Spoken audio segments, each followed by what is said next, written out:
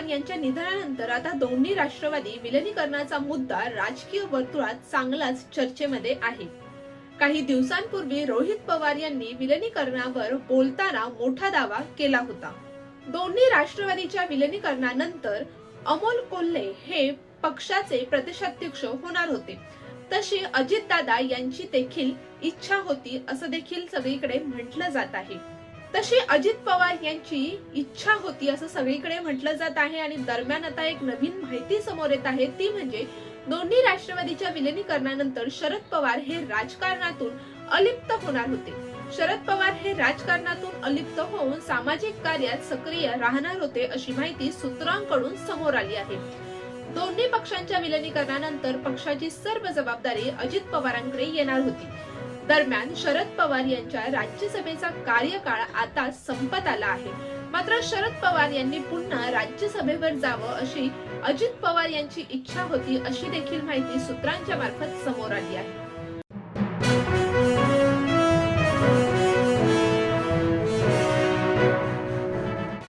सुनेत्रा पवार यांच्या वाहनाचे स्टेअरिंग अनिकेत तटकरेंच्या हाती, मोठी खळबळ उडाली। सुनेत्रा पवार यांनी उपमुख्यमंत्री पदाची शपथ घेतल्यापासून त्या राजकारणात सक्रिय झाल्या आहेत। अनेक दौरे करताना त्या दिसत आहेत। सुनील तटकरे यांचा मुलगा अनिकेत तटकरे यांनी उपमुख्यमंत्री सुनेत्रा पवार यांची गाडी चालवली। सुनेत्रा पवार या बाजूला बसलेल्या असताना अनिकेत तटकरे यांनी गाडीचे स्टेअरिंग आपल्या हाती घेतले। यावरून आता अनिकेत तटकरे यांच्यावर जोरदार टीका होत आहे। त्यांनी प्रोटोकॉल तोडला असून अजित पवारांच्या निधनावर शंका उपस्थित होत असताना सुनेत्रा पवार यांना सुरक्षा असताना अनिकेत तटकरे यांनी सुनेत्रा पवार यांची गाडी कशी चालवली हा प्रश्न सध्या मोठ्या प्रमाणात उपस्थित केला जात आहे।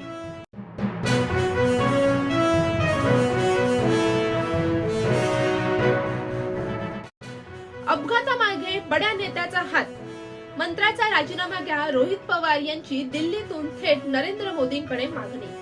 अजित पवार यांच्या अपघाती निधनानंतर रोहित पवार यांनी अनेक प्रश्न मांडले। आज रोहित पवारांनी दिल्लीतील शरद पवारांच्या निवासस्थानी पत्रकार परिषद घेतली।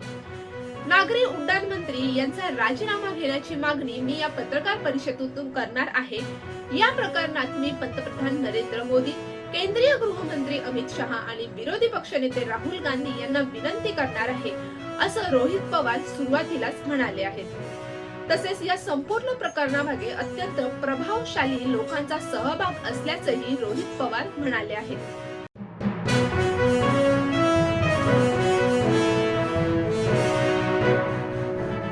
एकनाथ शिंदे विश्रांतीसाठी दरेगावात, चर्चा मात्र जिल्हा परिषदेच्या जोडणीची।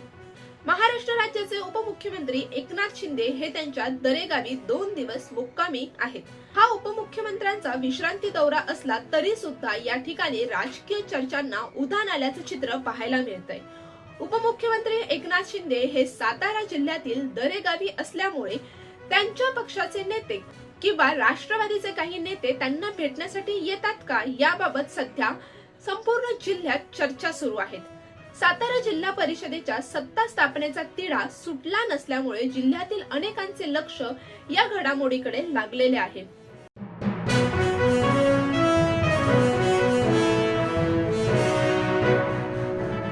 आर्यन खानला best debut director of the year पुरस्कार, सीएम देवेंद्र फडणवीस यांनीही केले किंग खानच्या मुलाचे कौतुक। राज्याचे मुख्यमंत्री देवेंद्र फडणवीस यांच्या हस्ते आर्यन खानला best debut director of the year म्हणजे सर्वोत्कृष्ट पदार्पण दिग्दर्शक या पुरस्काराने गौरविण्यात आले आहे।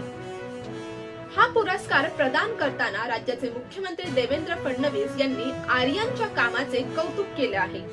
एका प्रतिष्ठित घराण्यातील वारसा असूनही आर्यनने स्वतःचा वेगळा मार्ग निवडला आणि त्यात त्याने यश मिळवलं, ही अभिमानास्पद गोष्ट आहे असं देवेंद्र फडणवीस म्हणाले आहेत।